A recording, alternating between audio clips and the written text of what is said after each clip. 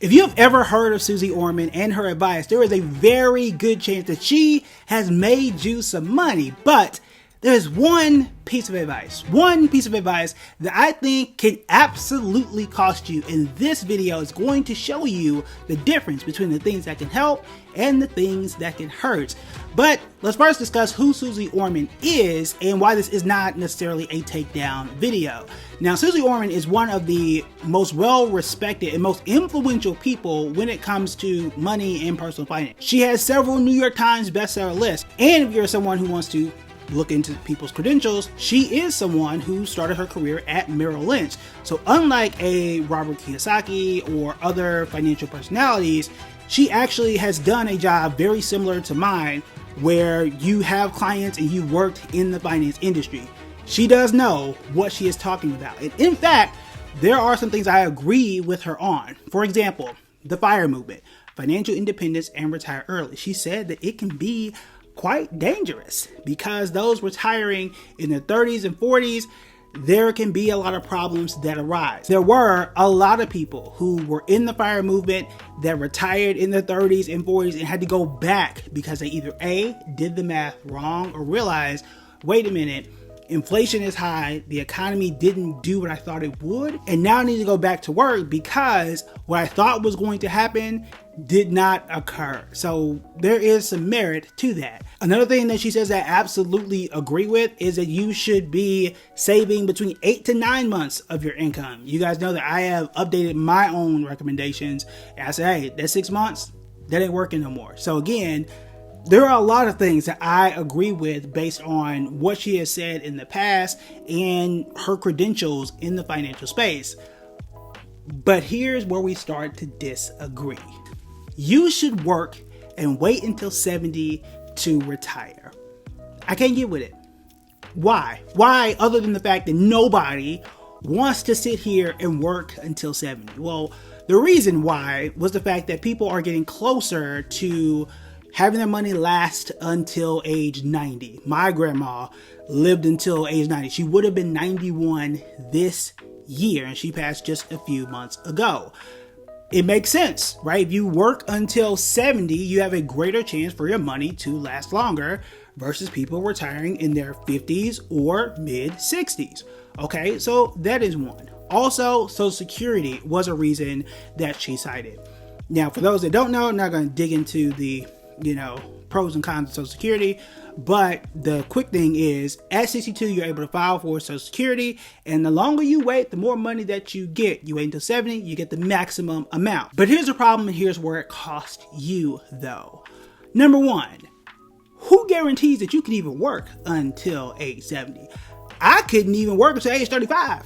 And I say that because the way that corporate America can cut you without you consenting to it is a big part of it. When companies do decide to restructure or lay off, it is usually those who have been around the longest sometimes that get cut first. Now we'll see where AI does 5, 10, or 15 years into the future, but that is a major piece of this. Also, if you're someone who has a job in the trades, you work primarily with your hands, are you going to still be working into your 70s? And more importantly, can you still work into your 70s? My dad was a firefighter. You're not going to be on that truck fighting fires at age 70.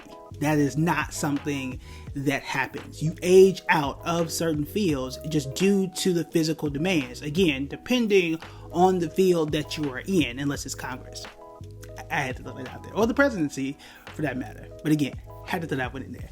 Aside from that though, that is a piece of this. What happens if you want to follow this advice and work until 70, but you get pushed out? You're going to be right back into this same space, and your math is going to be off. Because if I say I'm saving 10% of my salary because I'm going all the way to 70, but I'm cut out, right? Or I'm pushed out of the workforce at 60, I've been saving less this entire time, and now I'm put in a very difficult situation.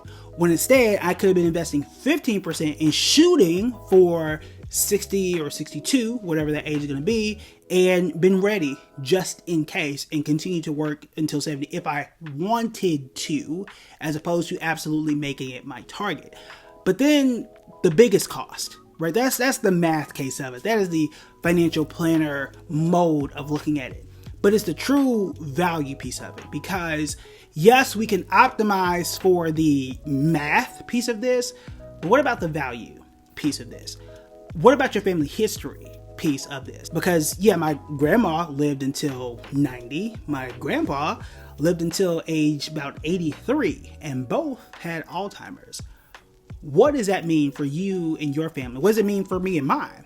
Because some people who have been unfortunate enough to have lived with this, that's not something that just happens, in the last 3 months of life or something like that. It can happen for an extended period of time. So what if I wait until 70? And what if that is something that happens to me, which Lord forbid it does not, but if it were, I wait until 70. I got roughly, 7-ish years of good time left before things start to decline. I don't want to do that, right? That's that's just me recollecting from, 2012-ish when I saw the very end, right? My mom and my aunts, they were the ones who noticed those things first.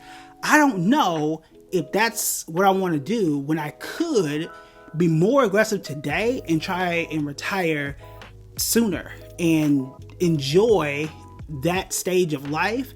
For example, why would I wait until 70 to do all the things I wanted to do because now I am retired, right? And just lessen the time that I have in the spot where theoretically I have the least amount of mobility in my life. I am more likely to be frail. I'm more likely to have some health consequences at that point in time, when right now I don't. Why would I wait until that point in time to start to really enjoy life when I could be doing things a bit differently? This is why in my book, Your Parents Are Wrong About Money, that comes out next year, I have talked about what are called wealth sprints. Sit down and decide what is important for you and break those things up into small sprints. So for me, traveling is important to me, and going to live sporting events is really important to me. I'm a college football junkie. I live in North Carolina. I'm going to that parade because the Carolina Hurricanes won. Do I understand what hockey? Look at me. I don't know a darn thing about hockey, but I'm going to the parade because I want to enjoy those things, as opposed to waiting until I'm 70 and being out in the hot sun where I probably wouldn't survive that, right? But also my ultimate goal would be attending a Super Bowl. My ultimate goal would be spending 12 weeks in a row going to every venue that College Game Day would be at. I can't do that now, but what I can do is save up and go to one game a year, right? If it's Clemson, that's not too far away. If it's UNC or Duke or something like that, I can do those things piece by piece by piece. And when I hit 60, when I hit 70, maybe I can still do it at that age, but the most important thing is I will not have left those things on the table. I will not have left those things on the table and have to look back on my life and say, man, I wish I would have went to Italy. I wish I could have gone to Japan. I wish I could have done X, Y, and Z.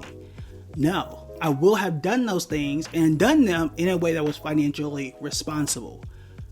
I will have done them in a way that is financially responsible because they were sprints, just tiny, tiny pieces of the bigger goal that I would have wanted to do. And I would not have had to wait until 70 and defer every single thing until that point. So for you, you've got to optimize what is it that you want and then work backwards so you don't have to wait until 70, because that is the biggest thing that I have noticed as a financial planner. Because far too many people will look at an article on CNBC or they'll look at Suze Orman and say, okay, age 70, and just go on autopilot and just do stuff, get to 70, take out Social Security, and just hope that the money works. Instead, what you should be doing is estimate what will my expenses be, then work backwards of how much money I need to start investing now to hit that number. The easiest way to do this, right? Take your salary right now and multiply it times 0.7 or 0.8, because the estimate is you're going to need anywhere between 70 to 80% of your income in retirement. Why is it going to be 70, 80% of your income and not 100? Well, one, remember that your if you own a home, that should be paid off at that point in time. So that's one piece of it. Your taxes will be less because you're not going to have a regular 9 to 5 where you're taking so much out of your paycheck. You're just withdrawing from your investments at that point in time. So that is another reason why that's the case. And if you get Social Security, you got that, you got your investments, that kind of makes up your salary at that point in time. So that is one of the reasons why it is 70-80% as opposed to 100% of your current income. Also, you wouldn't be saving either. So if you're investing 15% of your income in retirement, what you investing for? This is the time to use those investments. So you won't need that piece of that money either. So that is one reason why. And then you do the math backwards. One way you could also talk to a financial planner like me, billingbrett.com/callkev. The call is 100% free. But those are the things that you would actually need to figure out what it is for you, but also what it is that you want to do. That is always the most important thing. What is it that you want to do? And then we can determine what is most important to you. That is the most important thing because that's going to determine what to invest in, how aggressively we need to invest, and when you want to decide to retire. All of those factors are way more important than just investing at a specific age, and when you can even do that as well, because your family history, it could be way different than mine. I've had clients and people who's like, hey, my grandma is 101 and she's still walking around dancing. Hey, we definitely need to make sure your money's gonna last as long as possible, right? So all those things are absolutely important, but I would argue it is dangerous to shoot for 70 as a time that you are going to retire and everything's going to be smooth and you're going to continue working towards that time, because I don't want you to wait that long for you to truly enjoy financial freedom and the money that you have worked and saved and invested until the very end. If you want to learn more about money, finance, and everything in between, you want to check out these videos right here.